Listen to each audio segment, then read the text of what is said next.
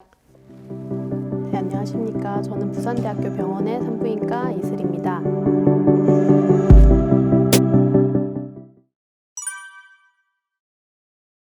기형에는 굉장히 다양한 원인이 있는데요. 이 중에서 유전적인 요인이라고 하면 이제 대부분의 경우는 나이와 관련이 없는 경우가 많이 있습니다. 하지만 이제 다운 증후군과 같이 염색체 수 이상인 경우는 이런 나이와의 연관성이 잘 알려져 있는데요. 일반적으로 다운 증후군의 위험도가 250분의 1이라고 하면 나이가 40이 되게 되면 70분의 1까지 증가하게 되고 41가 되면 50분의 1까지 상승하게 되는 것으로 알려져 있습니다. 단순히 이제 고령 임신이라고 해서 아이의 지능이 낮은 것은 사실이 아닙니다. 이는 의학적으로는 밝혀진 바는 없고요. 다만 이제 다운 증후군과 같이 이런 기형이 있는 경우에 있어서는 지능과도 관련이 있기 때문에 다운 증후군의 빈도가 높아짐에 따라 지능도 조금 낮게 보일 수는 있습니다. 일반적으로는 고령 임산부라고 해서 산전 검사가 많은 것은 아닙니다. 하지만 이제 고령 임산부인 경우에 있어서는 어떤 본인이 몰랐던 질환들이 많기 때문에 검사를 조금 더 시행할 수는 있겠고요. 다만 이제 고령 임신부 같은 경우는 임신성 당뇨병이라든지 임신성 고혈압이든지 이런 임신 합병증이 많아지기 때문에 병원에 조금 더 자주 내원하시도록 설명은 드리고 있습니다. 임신성 당뇨병이나 임신성 고혈압 같은 경우는 고령 임신에서 조금 더 증가되는 것으로 알려져 있고요. 이런 질환들이 정상 임신부에게서 발생하지 않는 것은 아니지만 정상 임신부에 비해서 약 2배에서 3배까지도 증가되는 것으로 알려져 있고요.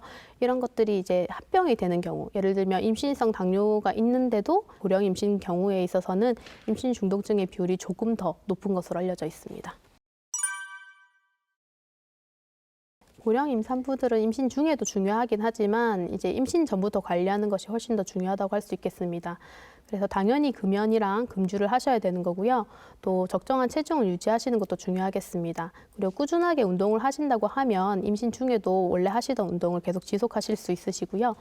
또 가장 중요한 것은 엽산제를 임신 전 3개월 전부터 복용하시는 것인데요.